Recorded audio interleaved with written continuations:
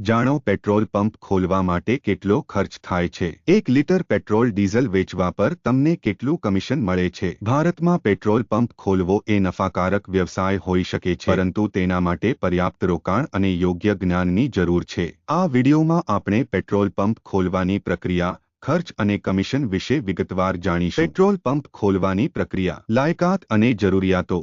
Petrol pump ખોલવા માટે કેટલીક શરતો છે।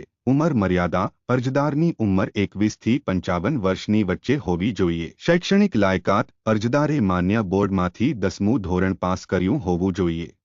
અનુભવ, રિટેલ આઉટલેટ અથવા સંબંધિત ક્ષેત્રમાં ઓછામાં ઓછો 3 વર્ષનો અનુભવ હોવો આવશ્યક છે।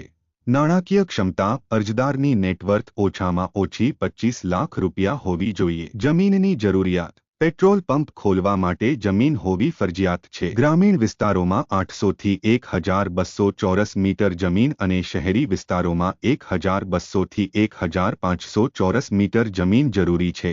જમીનના કાયદાકીય વિવાદમાં ફસાવવું જોઈએ નહીં। પેટ્રોલ પંપ ખોલવાનો ખર્ચ, પેટ્રોલ પંપ ખોલવા માટેનો કુલ ખર્ચ સ્થાન, બાંધકામ અને સાધનોના ખર્ચ જેવા વિવિધ પરિબળો પર આધાર રાખે છે। અહીં એક સામાન્ય વર્ણન છે।